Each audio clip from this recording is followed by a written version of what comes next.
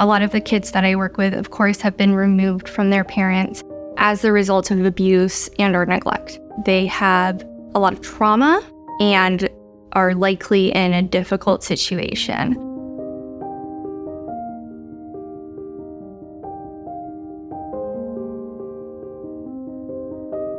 I am a foster care licensing specialist for family support services here in the Suncoast. This teenager I've been working with has been through so much trauma since he was born, exposure to violence, drugs. There's always been drug use in the home with his biological parents. He even suffered a gunshot wound at the age of 4. He was residing in a tent outside. We're in Florida, it's very hot.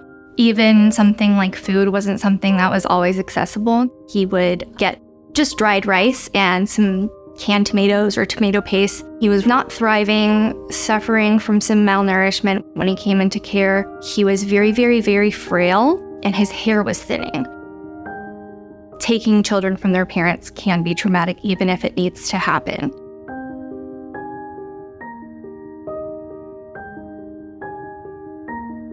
His sister, caregiver, 22 years old, she grew up in the same environment. They have the same parents. She was removed and actually ended up being adopted. So she's experienced pretty much everything that he has.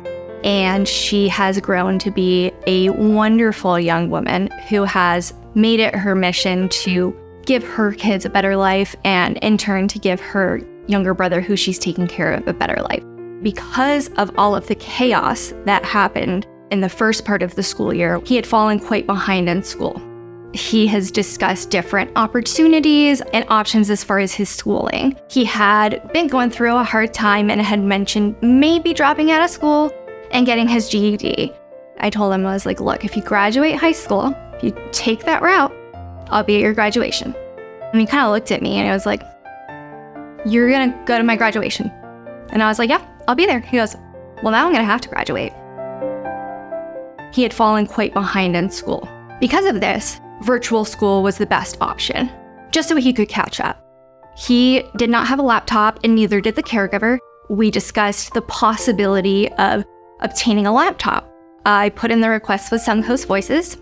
I was so elated when it was approved and I called the family. Suncoast was able to help with a laptop and he was so happy just to be able to do his schoolwork. It changes his life. Now that this teen is able to focus on himself and not to be in a constant state of worry or stress, he's really growing. He's learned a lot in school and he is thriving.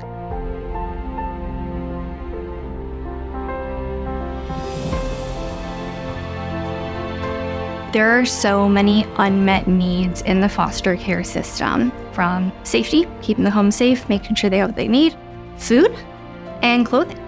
Things that a lot of people take for granted. I want anyone who supports Suncoast Voices to realize how much they really do help. Suncoast Voices is honestly a game changer in the case management community. The donors for Suncoast Voices really do have the power to change the lives of the children in our community.